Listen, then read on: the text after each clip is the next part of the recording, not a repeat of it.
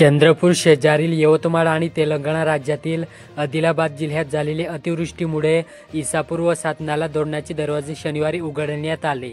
त्यामुळे चंद्रपूर जिल्ह्यातील वर्धा व पेनगंगा नद्यांना मोठ्या प्रमाणात पूर आला। परिणामी चंद्रपूर, कोरपणा, बल्लारपूर तालुक्यातील अनेक पूल पाण्याखाली गेले असून वाहतुकीवर परिणाम झाला आहे। अनेक शेतात पुराचे पाणी शिरल्याने शेती पिकांचेही मोठे नुकसान झाले। बल्लारपूर पोलिसांनी अवैध देशी विदेशी दारू वाहतूक करणाऱ्या एका आरोपीस अटक करून एकूण 6,14,000 रुपयांचा मुद्देमाल जप्त केला। गडचांदूर येथील सुदर्शन शंकर दासारी वय 38 यास पोलिसांनी बामणी टी पॉइंट कोठार रोड येथे नाकाबंदी दरम्यान अटक केली। नागबीड तालुक्यातील चिंदीमाल येथील जिल्हा परिषद प्राथमिक शाळेची इमारत धोकादायक अवस्थेत पोहोचली असून विशेषतः इयत्ता 3री व 4थीचे वर्ग भरवली जाणारी खोली पूर्णपणे जीर्ण झाली। छताच्या स्लॅबमधून पाणी गळणे, सिमेंटचे तुकडे खाली पडत आहे। यामुळे विद्यार्थ्यांच्या जीवाला धोका निर्माण झाला। स्वातंत्र्याच्या 78 वर्षांनंतरही तालुक्यातील ग्रामपंचायत दनकदेवी अंतर्गत येत असलेल्या पाटागुडा या गावात आदिवासी समुदाय वास्तव्यास असून अद्याप या गावात दळणवळणासाठी पक्का रस्ता नाही। तसेच गावात राबवण्यात आलेल्या जलजीवन मिशन अंतर्गत पाणी पुरवठ्याचा फज्जा उडाल्याने शुद्ध पाणीही मिळत नाही। विशेष म्हणजे गावापासून 2.5 किलोमीटर अंतरावरील पूल कमी उंचीचा असल्याने मोठा पाऊस पडला किंवा सतत पाऊस पडत राहिला तर शाळकरी मुलांना शाळेत तसेच गरोदर मातेलाही दवाखान्यात जाता येत नाही। चंद्रपूर जिल्ह्यात विदर्भ तेली महासंघ जिल्हा चंद्रपूरच्या कार्यालयाचा उद्घाटन समारंभ तसेच समाजातील उत्कृष्ट कार्य करणाऱ्या व्यक्तीचा सत्कार समारंभ कार्यक्रम विदर्भ तेली समाज महासंघाचे केंद्रीय अध्यक्ष रघुनाथ शेंडे यांच्या अध्यक्षतेखाली शनिवारी पार पडले।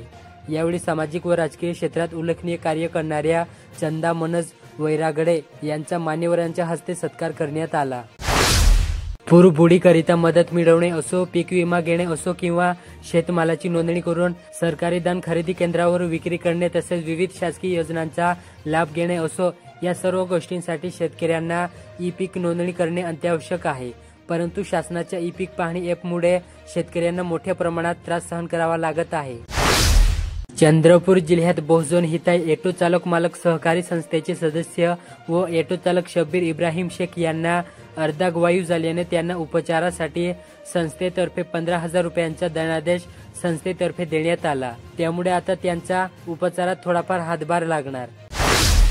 द एज्युकेशन सोसायटी चंद्रपूर द्वारा संचालित न्यू इंग्लिश हायस्कूल तथा कनिष्ठ महाविद्यालय चंद्रपूर येथे स्वातंत्र्य दिन उत्साहात साजरा करण्यात आला। ब्रह्मपुरी तालुक्यातील मेंढकी गावात शेत जमिनीच्या वादातून सख्या मोठ्या भावाने लहान भावावर कुऱ्हाडीने हल्ला करून गंभीर जखमी केल्याची घटना शनिवारी सकाळी घडली। या घटनेमुळे गावात खळबळ उडाली।